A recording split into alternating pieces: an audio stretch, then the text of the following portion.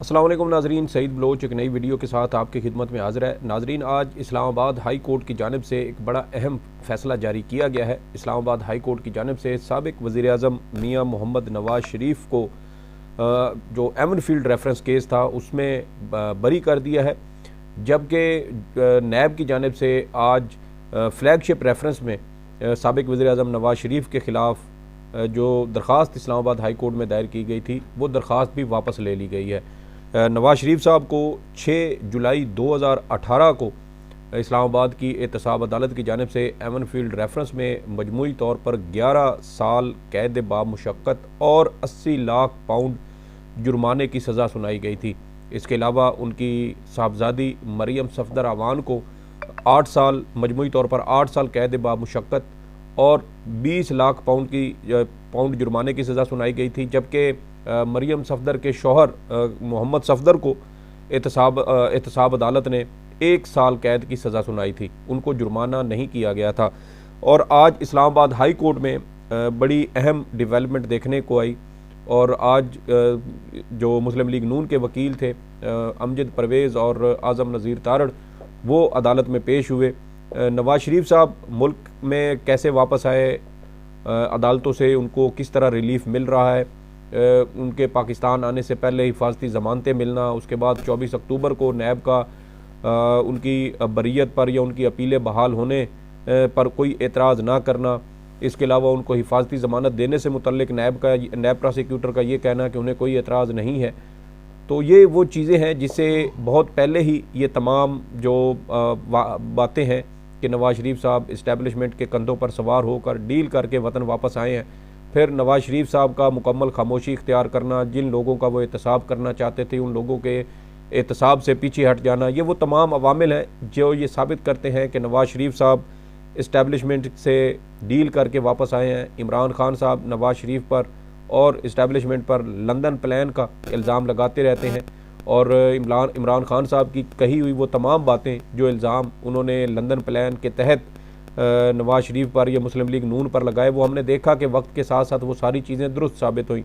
इमरान खान साहब ने रवां साल जनवरी में कुछ ऐसी बातें की थी जो आहिस्ता आहिस्ता साबित हुई, यानी इमरान खान साहब को जेल में डाला जाएगा, उनको नाअहल किया जाएगा, उनकी पार्टी तोड़ी जाएगी, नवाज़ शरीफ साहब वापस आएंगे, वो अदालतों से बरी हो जाएंगे, उनको रिलीफ मिलेगा और उसके बाद इलेक्शन होंगे और PTI जीत जाएगी।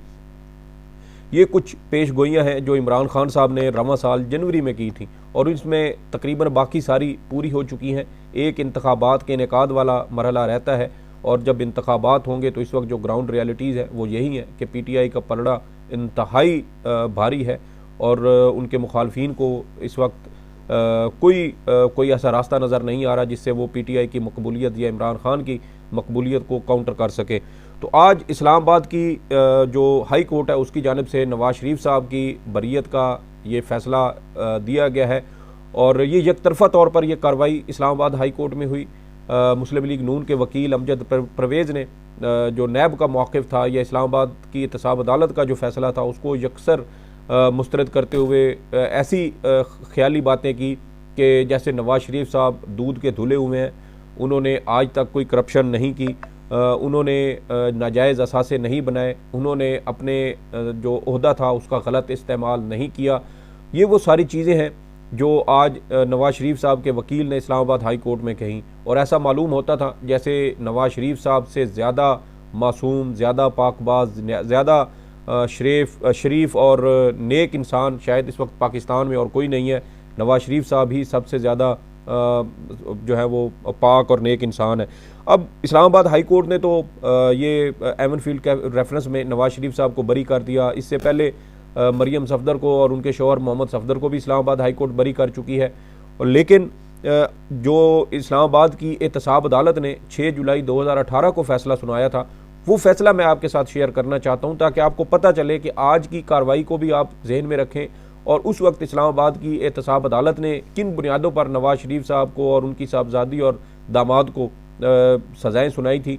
इस्लामाबाद की एहतसाब अदालत ने एमनफील्ड रेफरेंस में साबिक़ वज़ीर-ए-आज़म नवाज़ शरीफ को 11 साल, उनकी साहबजादी मरियम सफदर को 8 साल जबकि दामाद मोहम्मद सफदर को 1 साल कैद की सज़ा सुनाई थी।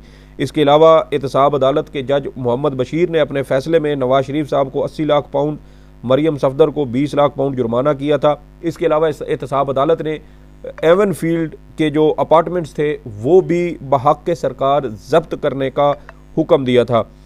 इसके अलावा आप देखें कि जो एहतसाब अदालत थी उसने एवन फील्ड रेफरेंस के तफसीली फ़ैसले में ये करार दिया कि हुसैन नवाज़ के टीवी इंटरव्यू, नवाज शरीफ के कौमी असम्बली और कौम से खिताब, JIT रिपोर्ट और सुप्रीम कोर्ट के फ़ैसलों का हवाला उन्होंने उस फैसले में दिया था। और आप देखें कि तहरीरी फ़ैसले के जो एहतसाब अदालत का तहरीरी फ़ैसला था उसके मुताबिक नवाज शरीफ को 10 साल कैद बामुशक्कत और 8 मिलियन पाउंड जुर्माना किया जाता है। उन्हें 1 साल इजाफी सज़ा भी दी गई। नवाज शरीफ को शेड्यूल 2 के तहत मज़ीद 1 साल कैद की सज़ा दी गई, जिसके तहत उनको मजमूई तौर पर 11 साल कैद बामुशक्कत काटना थी। इनकी दोनों सज़ाएँ एक साथ शुरू होना थी। इसके अलावा तहरीरी फ़ैसले में कहा गया है कि मरियम सफदर अवान को शेड्यूल 2 के तहत मज़ीद 1 साल कैद बामुशक्कत की सज़ा दी जाती है। उनको भी मजमूई तौर पर 8 साल कैद बामुशक्कत की सज़ा सुनाई गई। उनकी 7 साल और 1 साल इजाफी सज़ाएँ एक साथ शुरू होना थी, जबकि मरियम नवाज़ को 2 मिलियन पाउंड का जुर्माना भी किया गया था। एहतसाब अदालत के फैसले के मुताबिक कैप्टन रिटायर्ड सफदर को 1 साल कैद बामुशक्कत की सज़ा दी गई है। इसके अलावा अदालत ने वफाकी हुकूमत को एवन फील्ड अपार्टमेंट जब्त करने का भी हुक्म दिया। अदालती फ़ैसले में कहा गया था कि हुसैन नवाज़ ने खुद तस्लीम किया कि वो लंदन फ्लैट्स के मालिक हैं। हसन नवाज़ के इंटरव्यू के मुताबिक भी एवन फील्ड अपार्टमेंट उनके ज़ेर इस्तेमाल रहे। तफसीली फ़ैसले में कहा गया है कि मरियम नवाज़ अपने वालिद नवाज शरीफ की जायदाद छुपाने के लिए आला कार बनी। उन्होंने जुर्म के इर्तिकाब में अपने वालिद की मुआवनत की, जबकि कैप्टन रिटायर्ड सफदर ने भी जुर्म के इर्तिकाब में मुआवनत की। एहतसाब अदालत ने अपने फैसले में मज़ीद कहा कि 1993 में मरियम नवाज़ की उम्र 18 साल, हुसैन नवाज़ 20 साल और हसन नवाज़ 17 साल के थे। तीनों मुलजमान कम उम्र थे और अपार्टमेंट्स ख़रीदने के वसाइल नहीं रखते थे। आम तौर पर बच्चे वालिदैन के ही ज़ेर कफ़ालत होते हैं। नवाज शरीफ ये नहीं कह सकते कि उन्होंने बच्चों को रकम नहीं दी। तहरीरी फ़ैसले में एहतसाब अदालत ने यह भी कहा कि मुलज़मा मरियम नवाज़ इंतखाबात लड़ने के लिए 10 साल के लिए नाअहल होंगी, जबकि हुसैन नवाज़ और हसन नवाज़ के दायमी नाकाबिल वारंट गिरफ्तारी भी जारी किए गए थे। फ़ैसले में कहा गया था कि मुलज़मान ने कतरी खतूत के ज़रिए लंदन जायदाद का कभी पहले जिक्र नहीं किया और कतरी खतूत सुनी सुनाई बात से ज़्यादा कुछ नहीं। अपार्टमेंट्स के हवाले से कोई मुआविन दस्तावेज़ या बराह रास्त सबूत भी अदालत में पेश नहीं किया गया था। अब ये वो तफसीलात हैं जो उस वक्त के जो एवन फील्ड रेफरेंस केस का फ़ैसला आया था उस फैसले में ये दर्ज थी। यानी मुस्लिम लीग नून के जो कायद हैं नवाज शरीफ साहब और उनकी साहबजादी और दामाद और उनके बेटे, ये जुर्म के मुर्तकब हुए। 1993 से 1996 के दरमियान एवन फील्ड अपार्टमेंट ख़रीदे गए। उससे पहले नवाज शरीफ साहब पंजाब के वज़ीर आला रह चुके। पंजाब के वज़ीर ख़जाना भी गालबन वो 1983-84 में रहे।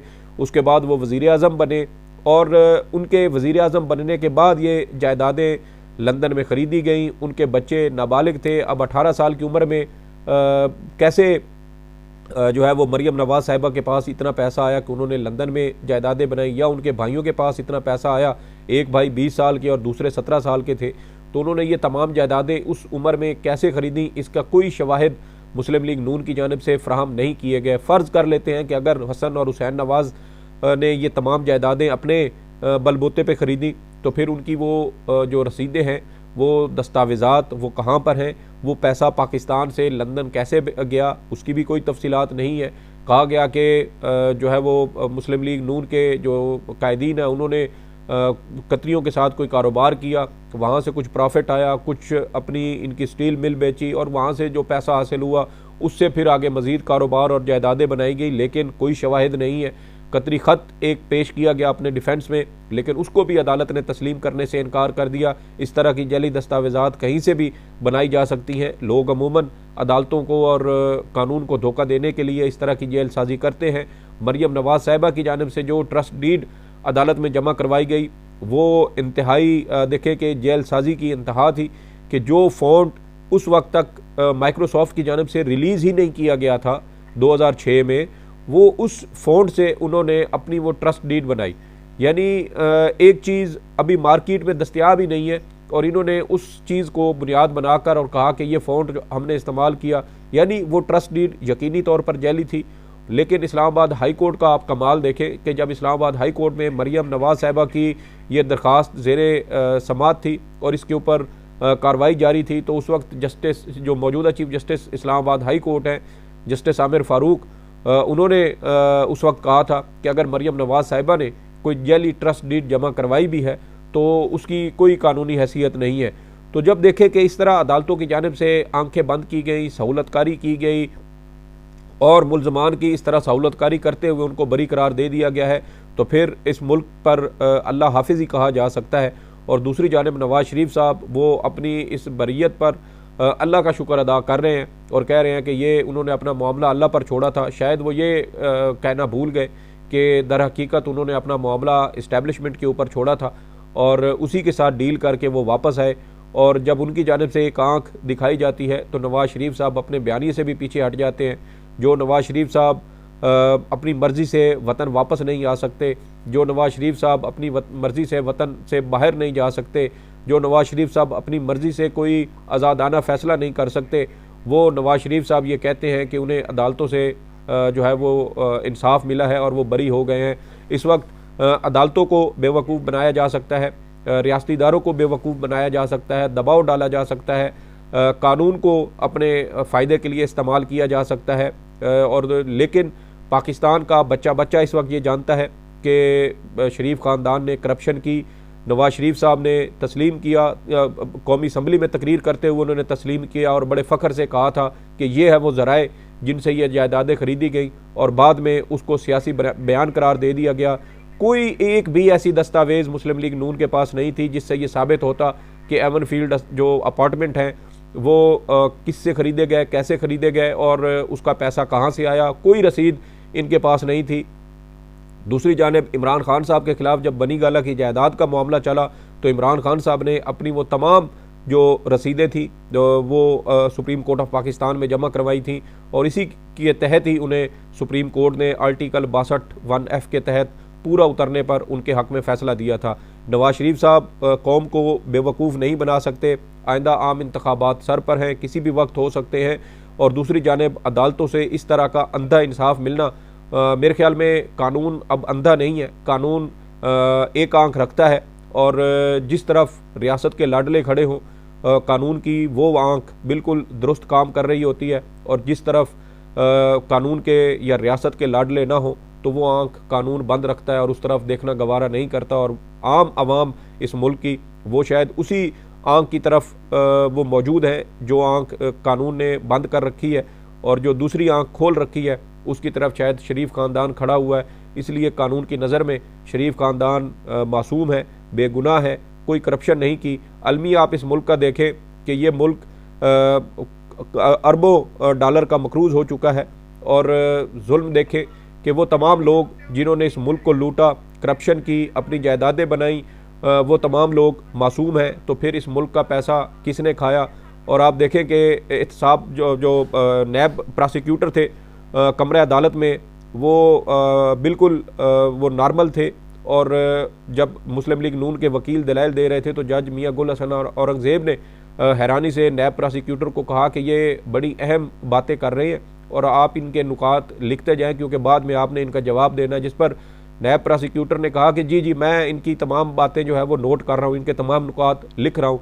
जिस पर जस्टिस मियां गुल हसन औरंगज़ेब ने ऑब्जर्वेशन दी कि आपके हाथ में तो कलम ही नहीं है तो फिर आप लिख कैसे रहे हैं। तो इस तरह के हालात एहतसाब अदालत में रहे हैं। फिर इससे पहले आप देखें कि जब नवाज़ शरीफ साहब वापस आए उस वक्त नैब का रवैया क्या था। एहतसाब जो इस्लामाबाद हाई कोर्ट का अमला इस्लामाबाद एयरपोर्ट पर गया, नवाज़ शरीफ को इस्लामाबाद एयरपोर्ट आकर इस्लामाबाद हाई कोर्ट आकर अपनी बायोमेट्रिक करवाने की भी जहमत नहीं दी गई, बल्कि रियासत ने इतना प्रोटोकॉल दिया कि अपना अमला वहाँ भेज दिया। तो ये वो सारी चीज़ें हैं जो ये आवाम देख रही है, लेकिन अब आवाम को इन करप्ट अनासर से नफ़रत है और वो जानते हैं कि यही वो लोग हैं जिन्होंने इस मुल्क का, इस कौम का इस्तेहसाल किया। और दूसरी जानिब इन्हीं लोगों ने अपने बच्चों को जायदादें बना कर दी। वो बच्चे जो नाबालिग थे उनकी भी लंदन में करोड़ों अरबों रुपए की जायदादें बन गई। जबकि दूसरी जानिब इस मुल्क का हर बच्चा लाखों रुपए का मकरूज़ हो चुका है। वो कर्ज़े इस मुल्क के ऊपर इन्हीं लोगों ने मुसल्लत किए, कर्ज़े लिए, कमीशन खाए, अपनी असासे बनाए, बैरून मुल्क नाजायज़ प्रॉपर्टीज़ बनाई, लेकिन दूसरी जानिब इस मुल्क के बच्चे हर गुज़रते दिन हज़ारों रुपए के मकरूज़ होते जा रहे हैं। तो ये कुछ तफसीलात थी जो आज एहतसाब अदालत में, जो इस्लामाबाद हाई कोर्ट में कानून का एक नंगा नाच हुआ है, उसके ऊपर आपके साथ शेयर करनी थी। तो इस हवाले से आपकी कोई भी फीडबैक हो तो कमेंट सेक्शन में ज़रूर बताइएगा। सईद बलोच को इजाज़त दें। अल्लाह हाफ़िज़।